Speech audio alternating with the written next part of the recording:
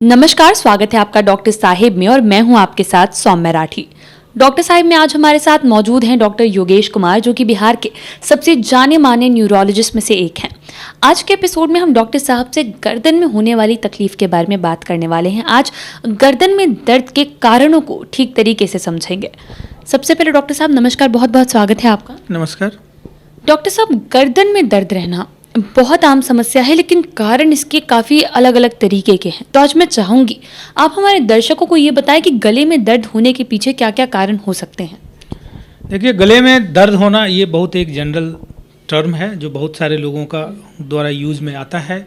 बहुत लोग इसे गर्दन की दर्द बोलते हैं और जनरली जो हम लोग एज ए न्यूरोलॉजी के पास जो केस में आते हैं उसमें यही रहता है कि गर्दन में दर्द है, ज़्यादा देर तक खड़े रहने, ज़्यादा देर बैठे रहने, ज़्यादा देर तक कंप्यूटर पे काम करने, जो आजकल देखा जाता है खास करके पोस्ट कोविड एरा में ये नेक पेन की समस्याएं काफ़ी बढ़ी हैं। तो अगर इस तरह से आपको कंप्लेन होता है, लेकिन इसके बहुत सारे कारण होते हैं, तो आप अगर इसे फर्स्ट टाइम फील करते हैं तो आप इनिशियल कुछ इलाज करते हैं, कुछ डॉक्टरों से आप मिलते हैं, आपको आराम नहीं मिलता है, तब ये लगता है कि अब इसकी जांच होनी चाहिए और तब फिर हम लोग इसको जांच करके प्रोसीड करते हैं कि एग्जैक्टली चल क्या रहा है। तो खास करके अगर आप गर्दन की बात करेंगे तो गर्दन में सबसे इंपॉर्टेंट है आपका सर्वाइकल वर्टिब्रा।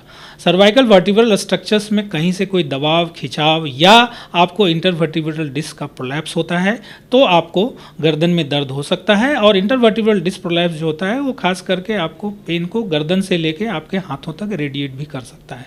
दूसरा, उनके अंदर सर्वाइकल स्पाइन के अंदर होता है स्पाइनल कॉर्ड, जो ब्रेन से जो स्ट्रक्चर निकलती है स्पाइनल कॉर्ड। अगर सर्वाइकल स्पाइनल कॉर्ड में प्रॉब्लम है तो आपको हाथ पैर में कमजोरी भी आ सकती है, एक वो होता है।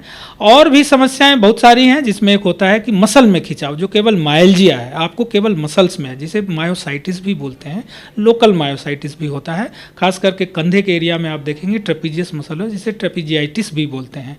और ये अनड्यू एंड एबनॉर्मल पोस्चर की वजह से होता है, प्रोलॉन्ग इवन सिटिंग और प्रोलॉन्ग आपका ऑक्यूपेशनल, ये सारे कारण होते हैं इनएक्टिविटी वगैरह की वजह से।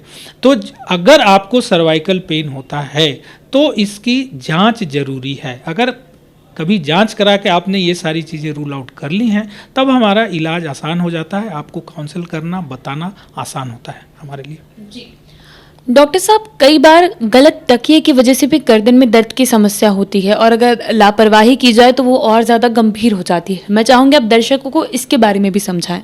बिल्कुल सही कहा आपने कि जिसे सर्वाइकल स्पॉन्डिलोसिस बोलते हैं, क्योंकि बॉडी का एक पोस्चर है और हमारा ये काम होता है कि हम बॉडी का जो नेचुरल पोस्चर है उसको मेंटेन करें इवन ड्यूरिंग स्लीप।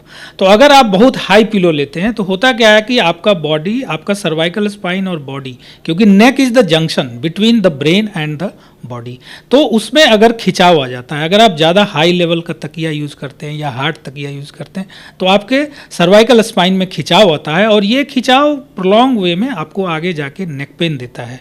तो इसे एक तो अवॉइड करना ही चाहिए ताकि हम अपना नेचुरल पोस्चर को मेंटेन कर सकें इवन ड्यूरिंग स्लीप।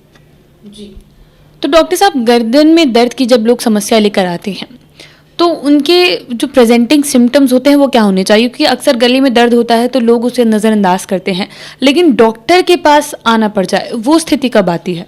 क्योंकि देखिए, गर्दन जो है, जैसा कि कहा मैंने, it is a junction between the brain and your body. तो अगर जब यहाँ पे आपके खिंचाव है, दर्द है, तो आप बिल्कुल अनईजी मूव करते हैं, क्योंकि जो आपका गर्दन का एरिया है, आप जब तक सेंस में इट्स एक्टिव, आप हमेशा अपने गर्दन को यहाँ वहाँ घुमाते हैं, आप आई के द्वारा देखते हैं, कान के द्वारा सुनते हैं, आप अपने कंप्यूटर पे, अपने ऑफिस में जो भी वर्क करते हैं, आप चलते हैं, तो हर टाइम आपको गर्दन का बैलेंस मेंटेन करना होता है। लेकिन अगर जब आपके गर्दन में दर्द है तो आप बहुत ही अनईजी एंड एबनॉर्मल फील करते हैं।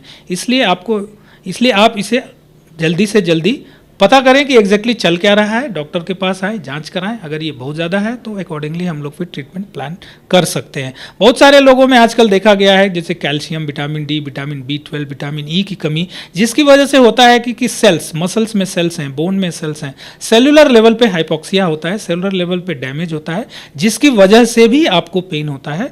तो ये सारे जो न्यूट्रिशनल डिफिशियंसी हैं इसको भी करेक्ट करना बहुत ही आवश्यक होता है along with the other treatment modalities.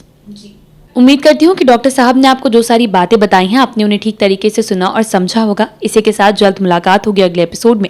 तब तक के लिए अगर वीडियो को फेसबुक पर देख रहे हैं तो पेज को लाइक करें, यूट्यूब पर देख रहे हैं तो चैनल को सब्सक्राइब करें। कमेंट सेक्शन या मेल बॉक्स के माध्यम से आप बता सकते हैं कि डॉक्टर साहब से आपके क्या सवाल हैं। धन्यवाद।